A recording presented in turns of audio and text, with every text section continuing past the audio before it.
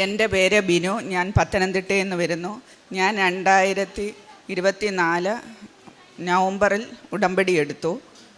എൻ്റെ മകന് വേണ്ടിയാണ് എടുത്തത്. മകന് 2024 മാർച്ച് 7 ഒരു ആക്സിഡൻ്റ് ഉണ്ടായി. ആക്സിഡൻറ്റ് മോനും മോൻ്റെ ഒരു കൂട്ടുകാരനും കൂടെ ബൈക്കിൽ യാത്ര ചെയ്യുമ്പോൾ ഒരു ഓട്ടോയുമായിട്ട് കൂട്ടിയിടിച്ച് ആക്സിഡൻറ്റ് ഇച്ചിരി വലുതായിരുന്നു. ഹോസ്പിറ്റലിൽ ചെന്ന ബിലീവേഴ്സിലായിരുന്നു കൊണ്ടുപോയ തിരുവല്ല. അവിടെ ചെന്നപ്പോൾ 48 മണിക്കൂർ കഴിഞ്ഞ് എന്തെങ്കിലും പറയാൻ പറ്റുമെന്ന് പറഞ്ഞ് അങ്ങനെ മോൻ്റെ ആക്സിഡൻറ്റിൽ അവന് വലത് കൈയുടെ എല്ല് പൊട്ടി, പിന്നെ ഇടിപ്പല്ല് 2 പൊട്ടി, പിന്നെ ബ്ലാഡറിൽ ചതവുണ്ടായി, മൂത്രനാളി ചുരുങ്ങിപ്പോയി. ഇത്രയും കുഴപ്പമുണ്ടായിരുന്നു. അവിടെ വെച്ച് അവർ കയ്യിലെ അസ്ഥിയുടെ ഓപ്പറേഷൻ ചെയ്തു. പിന്നെ ഇടിപ്പല്ലിന് ബെൽറ്റ് ഇട്ട് അത് റെസ്റ്റ് എടുക്കാൻ പറഞ്ഞു. പിന്നെ ഈ ബ്ലാഡറിൻ്റെ അതും മൂത്രനാളിയുടെ ചികിത്സയും ഇവിടെ ഇല്ല, നിങ്ങൾ വേറെ എവിടെയെങ്കിലും പോയി ചികിത്സിക്കണം, അതിന് 50 ലക്ഷം രൂപ ചിലവാകുമെന്ന് പറഞ്ഞു. അവിടുത്തെ ചികിത്സയെല്ലാം കഴിഞ്ഞ് ബ്ലാഡറും ഈ മൂത്രനാളിയുടെയും ചികിത്സ 3 മാസം കഴിഞ്ഞ് തുടങ്ങാൻ പറ്റും. അത് ഓപ്പറേഷൻ ചെയ്യണം. അങ്ങനെ 3 മാസം കഴിഞ്ഞ് ഞങ്ങൾ രാജഗിരി ഹോസ്പിറ്റൽ ആലുവ അവിടെ ചെന്നു. അപ്പം ഇതിന് 50 ലക്ഷം രൂപ ചിലവാകുമെന്ന് പറഞ്ഞു. ഞങ്ങൾക്ക് സാമ്പത്തികമായിട്ട് വലിയ ബുദ്ധിമുട്ടുള്ളവരാണ്.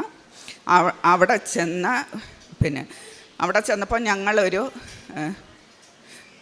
കൃപാസന പത്രം കിട്ടിയായിരുന്നു. അത് ബിലീവേഴ്സിൽ വെച്ച് ഞാനൊരു ഹോസ്പിറ്റലിൽ നിന്ന് തന്നെ ഒരു സാധനം മേടിച്ചു. അത് പൊതിഞ്ഞുകൊണ്ട് വന്നൊരു പത്രമാണ്. അത് ഞാനിങ്ങനെ ആദ്യമായിട്ടാണ് കൃപാസന പത്രം കാണുന്നത്. അത് ഞാനിങ്ങനെ മോൻ്റെ കൈയുടെ ഓപ്പറേഷൻ്റെ അന്ന് അതെടുത്ത് ഇങ്ങനെ വായിച്ചുകൊണ്ടേയിരുന്നു. ഓപ്പറേഷൻ സക്സസ് ആയി.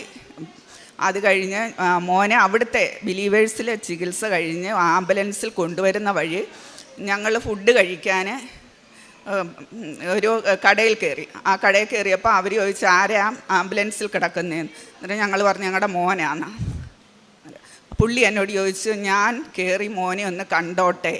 ഞങ്ങൾ പറഞ്ഞു കണ്ടോളാം. അന്നേരം സിബി എന്ന അദ്ദേഹത്തിൻ്റെ പേര്, കോഴഞ്ചേരി ഒരു ഹോട്ടൽ നടത്തുന്ന ആളാണ്. സിബി അച്ഛൻ കയറി പ്രാർത്ഥിച്ചിട്ട് എന്നോട് ചോദിച്ചു, ഞാനൊരു നോൺ ക്രിസ്ത്യനാണ്. അപ്പം എന്നോട് ചോദിച്ചു കൃപാസനത്തിലെ തൈലം മോൻ്റെ ദേഹത്ത് പുരട്ടുന്നത് കൊണ്ട് നിങ്ങൾക്ക് എന്തെങ്കിലും കുഴപ്പമുണ്ടോ എന്ന് ചോദിച്ചു. ഞാൻ പറഞ്ഞു ഞങ്ങൾക്കൊരു കുഴപ്പമില്ല. അങ്ങനെ അത് പുരട്ടി പ്രാർത്ഥിച്ചിട്ട് ഒരാഴ്ച കഴിഞ്ഞ് സിബിച്ചൻ എൻ്റെ കയ്യിൽ നിന്ന് നമ്പർ മേടിച്ചിട്ട് പറഞ്ഞു ഞാൻ വീട്ടിലൊന്ന് വന്നോട്ടെ എന്ന്. ഞാൻ പറഞ്ഞു വന്നോ. അങ്ങനെ അപ്പം മോൻ്റെ അവസ്ഥയെന്ന് പറഞ്ഞാൽ മോൻ നടക്കത്തില്ല, ഒറ്റ കിടപ്പാണ്. മൂത്രം പോകുന്ന വയറ് കിഴിച്ച് ട്യൂബിട്ടേക്കുക. അങ്ങനെ കിടന്ന പുള്ളി വന്ന് പ്രാർത്ഥിച്ചു. അപ്പം പുള്ളിയുടെ ഒരു ഫ്രണ്ടും കൂടെ വന്ന്, സന്ദീപ് ബ്രദർ, 2 പേരും കൂടെ വന്ന് പ്രാർത്ഥിച്ചിട്ട് 4 മാസം കഴിഞ്ഞ് മോൻ്റെ ബ്ലാഡറിൻ്റെയും പിന്നെ മറ്റുള്ള ചികിത്സ തുടങ്ങാൻ പറ്റുള്ളൂ. അപ്പം ഈ ബ്രദർ എന്നോട് പറഞ്ഞു ഞാൻ ബിനുവിനോട് പറയുന്നത് പോലെ ചെയ്യണം, ഞാൻ എന്നും വചനം ഇട്ട് തരാം, അതെന്നും പ്രാർത്ഥിക്കണമെന്ന്. അങ്ങനെ വചനം ഇട്ട് തന്നു. അത് പ്രാർത്ഥിച്ചു. പിന്നെ വിശ്വാസ പ്രമാണം ഞാനിവിടെ വന്ന് ഉടമ്പടി എടുത്തിട്ടില്ല. അപ്പം പുള്ളി അതെനിക്ക് മൊബൈലിൽ ഇട്ട് തന്നു. ഞാൻ എപ്പോൾ എവിടെ പോകുമ്പോഴും അത് പ്രാർത്ഥിച്ചു കൊണ്ടേ പോകാവൂ എന്ന് പറഞ്ഞു. അങ്ങനെ ദിവസവും വചനവും കേട്ട് ഈ പ്രാർത്ഥനയും ചൊല്ലിപ്പോയി ഹോസ്പിറ്റലിൽ ചെന്നു. ഓപ്പറേഷന് ഡേറ്റ് നിശ്ചയിച്ചു. ഓപ്പറേഷൻ തിയേറ്ററിൽ കയറ്റിയപ്പോഴേക്ക് ബ്രദർ ഇങ്ങനെ വചനം ഇട്ട് വന്നുകൊണ്ടിരിക്കുക. അതിങ്ങനെ വായിച്ചുകൊണ്ടേ ഇരിക്കാൻ പറഞ്ഞു. ഞങ്ങളിങ്ങനെ പുറത്ത് വെയിറ്റ് ചെയ്തപ്പം ഡോക്ടർ വന്ന് പറഞ്ഞു നിങ്ങൾ ഓപ്പറേഷൻ തിയേറ്ററിൻ്റെ അവിടെ നിൽക്കണ്ട, നിങ്ങളുടെ റൂമിൽ തന്നെ പോയിരുന്നോളാം. ഞങ്ങളങ്ങനെ പോയി റൂമിലിരുന്നു. അപ്പോഴീ വചനങ്ങൾ ഇങ്ങനെ പ്രാർത്ഥിച്ചുകൊണ്ടേയിരുന്നു. ഒരു അരമണിക്കൂർ കഴിഞ്ഞപ്പം ഞങ്ങളുടെ റൂമിൽ പിന്നെ ഫോണിലോട്ട് വലിയ അടിക്കുന്നു. ഇതുപോലെ മോൻ്റെ ആൾക്കാർ അവിടോട്ട് ഓപ്പറേഷൻ തിയേറ്ററിൻ്റെ അടുത്തോട്ട് എല്ലാം പറഞ്ഞു. അവിടെ ചെന്നപ്പം മോനെ ഓപ്പറേഷൻ ഇതായിട്ടില്ല, നമുക്ക് 2 ആഴ്ച നോർമലായിട്ട് മൂത്രം പോകുന്നോ എന്നൊന്ന് നോർമൽ രീതിയിൽ ട്യൂബ് ഇട്ടു, വയറിലൂടുള്ള ട്യൂബ്, അങ്ങനെ 2 ട്യൂബ് 2 ആഴ്ച ഇട്ടാമെന്ന് പറഞ്ഞു. എന്നിട്ട് നമുക്ക് എന്താണെന്ന് വെച്ചാൽ ചെയ്യാമെന്ന് പറഞ്ഞ് അങ്ങനെ മോനെ റൂമിൽ കൊണ്ടുവന്നപ്പം സാധാരണ നോർമൽ രീതിയിലുള്ള ആ ബാഗിനകത്താണ് മൂത്രം കൂടുതലും വന്നുകൊണ്ടിരിക്കുന്നത്. വയറ് കിഴിച്ചുള്ള ട്യൂബ്, ആ ബാഗിലൂടെയല്ല മൂത്രം കൂടുതൽ, നോർമൽ രീതിയിലുള്ള ട്യൂബിലൂടെ മൂത്രം വന്ന് അങ്ങനെ ഒരാഴ്ചത്തെ ചികിത്സ കഴിഞ്ഞ് ഞങ്ങൾ അവിടുന്ന് പോയിരുന്നു. അപ്പം ആ ബ്രദർ എന്നോട് പറഞ്ഞു വന്നാൽ ഉടനെ വന്ന് ഉടമ്പടി എടുക്കണമെന്ന്. അപ്പം ഈ മോൻ ഒറ്റ കിടപ്പാണ്, നമ്മൾ ഫുഡ് വാരി കൊടുക്കണം, എല്ലാം നമ്മൾ തന്നെ ചെയ്യണം. അങ്ങനെ എനിക്ക് വരാൻ പറ്റിയത് നവംബറിലാണ്. അങ്ങനെ ഞാൻ വന്നു. നടക്കാത്ത മോൻ ഇപ്പം. എൻ്റെ പേര് കണ്ണൻ എന്നാണ്, പത്തനംതിട്ടയാണ് സ്ഥലം. എനിക്ക് ആക്സിഡൻ്റ് ആയത് മാർച്ച് 7-ാം തീയതിയാണ് ആക്സിഡൻ്റ് ആയത്. അമ്മ പറയുന്നത് കേട്ടിട്ടുണ്ട്. ആക്സിഡൻ്റ് ആയ സമയത്ത് ഡോക്ടർമാരെല്ലാം അമ്മയുടെ അച്ഛനോടും പറഞ്ഞായിരുന്നു 48 മണിക്കൂർ കൂടുതലപ്പുറം പോകത്തില്ലെന്ന് പറഞ്ഞായിരുന്നു. എൻ്റെ പെങ്ങൾ വെളിയിൽ പുള്ളിക്കാരിയൊക്കെ വിളിച്ച് കാണിച്ചോ, അതിനപ്പുറം പോകത്തില്ല, ജീവിച്ചിരിക്കത്തില്ലെന്നൊക്കെ പറഞ്ഞായിരുന്നു. പക്ഷേ ഈ ബ്രദറിനെ കണ്ടെന്ന് പറഞ്ഞില്ലേ അമ്മ, അതിൽ പിന്നെ ഈ മാതാവിൻ്റെ സാന്നിധ്യം എൻ്റെ ജീവിതത്തിൽ ഉണ്ടായത് പിന്നെ എല്ലാ കാര്യങ്ങളും നല്ല രീതിക്കാണ് പൊയ്ക്കൊണ്ടിരുന്നത്. വേദന കുറച്ചേ ഞാൻ അനുഭവിച്ചിട്ടുള്ളൂ. എന്നാൽ പോലും ഞാൻ ഒരിക്കലും ഇങ്ങനെ ഒരു നിൽക്കാൻ പറ്റുമെന്നോ നടക്കാൻ പറ്റുമെന്നോ അങ്ങനെ ഒരു സിറ്റുവേഷനിലല്ലായിരുന്നു. കാരണം എൻ്റെ പെൽവിക് ബോൺ രണ്ടും പൊട്ടിപ്പോയി, കൈ ഒടിഞ്ഞു, യൂറിൻ ബ്ലാഡറിന് തടസ്സം എല്ലാം ഉണ്ടായിരുന്നു. എനിക്ക് ആ സമയത്ത് വലിയ വിശ്വാസമൊന്നും ഇല്ലായിരുന്നു. എന്ന് പറഞ്ഞാൽ ഒത്തിരി അങ്ങ് ഇതിനെപ്പറ്റി കൃപാസനത്തെ പള്ളിയെ പറ്റി ഒന്നും അങ്ങനെ അറിയുന്ന ഒരാളല്ലായിരുന്നു. അങ്ങനെ നോർമലി പ്രാർത്ഥിക്കുകയോ പോവുക അങ്ങനെ ഒരു ടൈപ്പായിരുന്നു. പക്ഷേ ഇടയ്ക്കൊരു ദിവസം പ്രാർത്ഥിച്ചിട്ട് മാതാവിൻ്റെ കാശുരൂപം കൈവച്ച് പ്രാർത്ഥിച്ചിട്ട് ടെസ്റ്റിന് പോയി കഴിഞ്ഞ് കഴിഞ്ഞപ്പം അവിടുത്തെ ഡോക്ടർമാരും സിസ്റ്റർമാരും എല്ലാം പറഞ്ഞ് കുഴപ്പമൊന്നുമില്ല, ചെറിയൊരു ചുരുക്കമേ ഉള്ളൂ, ഇത് ഓപ്പറേഷൻ ചെയ്യേണ്ട വരത്തില്ലെന്ന് പറഞ്ഞ്. അപ്പോൾ ഒരു സന്തോഷം ഉണ്ടായിട്ട് വീട്ടിൽ വന്ന സമയത്ത് ഞങ്ങൾ തന്നെ വീടിനടുത്തൊരു നേഴ്സിനെ വിളിച്ചിട്ട് ട്യൂബ് മാറ്റി സ്വന്തമായിട്ട് യൂറിനേറ്റ് ചെയ്യാൻ നോക്കി. അപ്പം പോയില്ല. അന്നേരം എൻ്റെ വിശ്വാസം മൊത്തവും പോയി. ഞാൻ പറഞ്ഞു ഇനിയും ബൈബിളില്ല, ഒന്നുമില്ല, ഒരു ദൈവങ്ങളുമായിട്ടും പ്രാർത്ഥിക്കേണ്ട, ദൈവം എല്ലാം സയൻസ് മാത്രമേ ഉള്ളൂ, ഒന്നും തരത്തില്ലെന്ന് പറഞ്ഞു. 2 ദിവസം കഴിഞ്ഞ് കഴിഞ്ഞപ്പോൾ എനിക്ക് ആ ദേഷ്യം എല്ലാം മാറി. എന്നെക്കൊണ്ട് തന്നെ മൊബൈലിൽ കൂടെ രാജേരി ഹോസ്പിറ്റലിൽ സെർച്ച് ചെയ്യിച്ച് എടുപ്പിച്ച് അവിടുത്തെ ഡോക്ടറുമായിട്ട് കോണ്ടാക്ട് ചെയ്ത് എൻ്റെ ഡിസ്ചാർജ് സമ്മറിയും കൊണ്ട് ഹോസ്പിറ്റലിൽ പോയി പുള്ളിക്കാരനെ കാണിച്ചു. ഓപ്പറേഷനുള്ള ഡേറ്റ് തന്ന് 1 മാസം കഴിഞ്ഞ് ഹോസ്പിറ്റലിൽ പോയി ടെസ്റ്റ് ചെയ്തപ്പോൾ ഡോക്ടർ എൻ്റെ അടുത്ത് പറഞ്ഞത് ഓപ്പറേഷൻ ചെയ്യും. ഈ ഓപ്പറേഷൻ ചെയ്ത് കഴിഞ്ഞാൽ ഒരുപാട് ഭാവിയിൽ കുഴപ്പം വരും. അപ്പോൾ അതിൻ്റെ ടെൻഷനും വിഷമവും ഉണ്ട്. ആ ഒരു സമയത്ത് ഞാൻ വിശ്വാസം കൈവിട്ടിട്ടില്ല. മാതാവിനെ എപ്പോഴും പ്രാർത്ഥിക്കുമായിരുന്നു.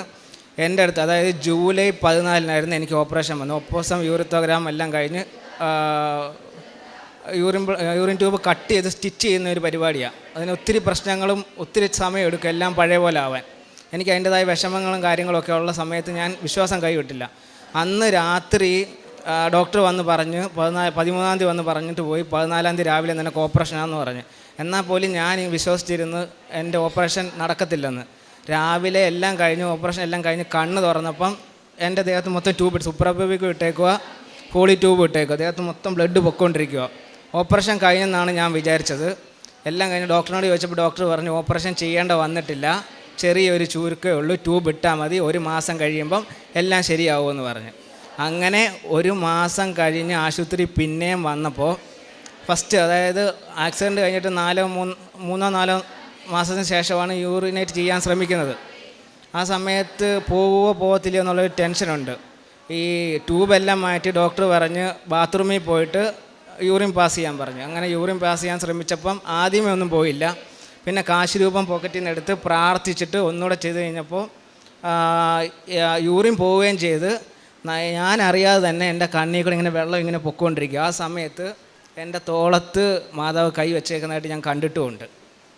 പിന്നെ അതെല്ലാം കഴിഞ്ഞ് ഈ ആക്സിഡൻറ്റ് ഉണ്ടാകുന്നതിനൊരു 1-2 ആഴ്ചയ്ക്ക് മുമ്പ് ഞാൻ എബ്രോഡ് പോകാൻ വേണ്ടി കൊടുത്തേക്കുമായിരുന്നു. അപ്പോൾ ഈ ആക്സിഡൻറ്റ് ശേഷം എൻ്റെ ആ സ്വപ്നങ്ങളെല്ലാം ഇല്ലാതായല്ലോ. അപ്പോൾ അതിൻ്റെ ഒരു വിഷമം കൂടെ ഉണ്ട്.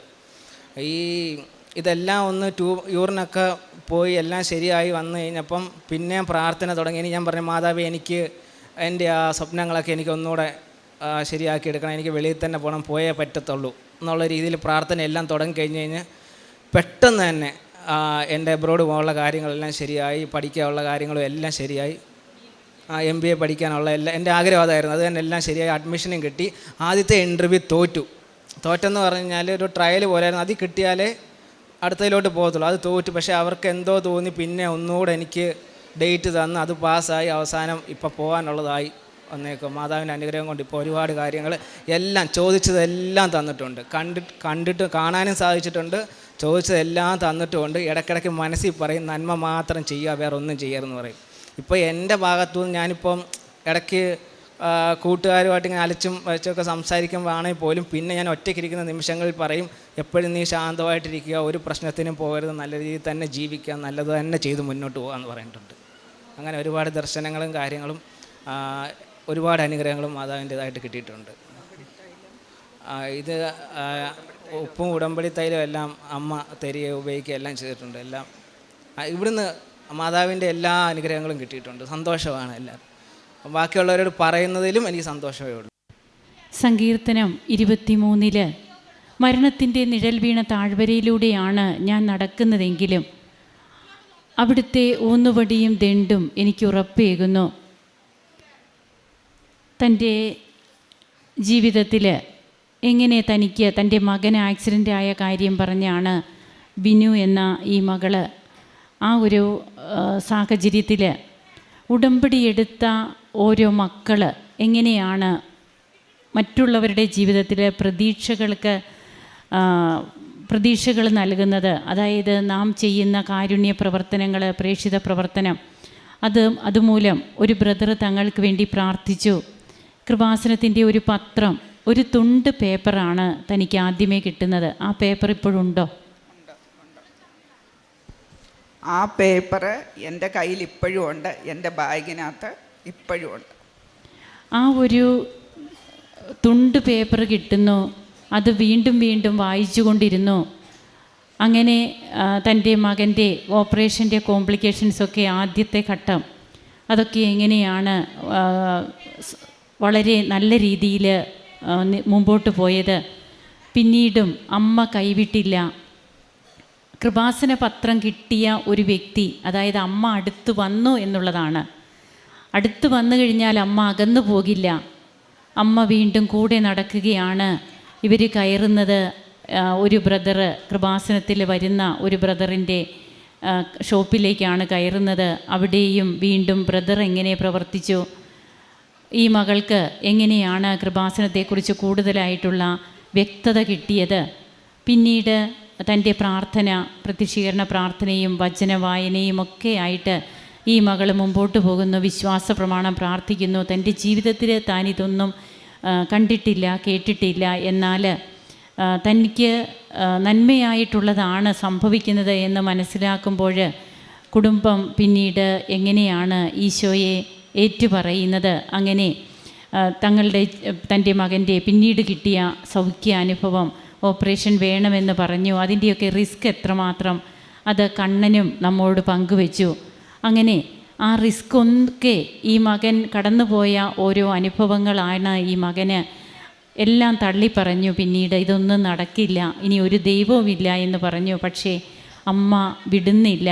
അമ്മ തന്നെ എല്ലാറ്റിനും ഈ മകനെ ഓരോന്നും മനസ്സിലാക്കി കൊടുക്കുന്നു. ഇന്ന് എനിക്കെൻ്റെ ജീവിതത്തിൽ കിട്ടാത്തതായിട്ടൊന്നുമില്ല, ഞാൻ ചോദിച്ചതെല്ലാം അമ്മ തന്നു, എനിക്കിന്ന് സന്തോഷമാണ്. തൻ്റെ അടുത്ത് അമ്മ വന്ന് നിന്ന അനുഭവം മകനുണ്ടായി.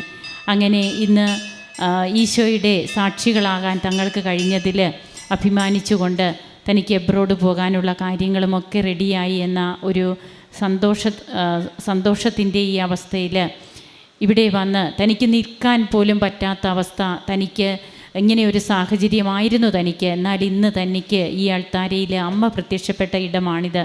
ഇവിടെ വന്ന് നിന്ന് ഒരു സാക്ഷ്യം പറയുക എന്നുള്ളത് തീർച്ചയായും അത് ലൂർദിലോ ഫാത്തിമയിലോ ഒന്നും പോയി നമുക്ക് ചെയ്യാൻ പറ്റില്ല. എന്നാൽ നമുക്ക് അമ്മ പ്രത്യക്ഷപ്പെട്ട ഈ ആലയമുള്ളപ്പോൾ ഇവിടെ നമ്മെ നോക്കിയിരിക്കുന്ന അമ്മയും ഈശോയുമുണ്ട്. ഇവിടെ നമുക്ക് എല്ലാ സാഹചര്യങ്ങളുമുണ്ട്. ഒന്ന് മാത്രമേ നാം ചെയ്യേണ്ടതുള്ളൂ, നന്ദിയുള്ളവരായിരിക്കുക. അതാണ് സാക്ഷ്യത്തിലൂടെ നാം പങ്കുവയ്ക്കുന്നത്.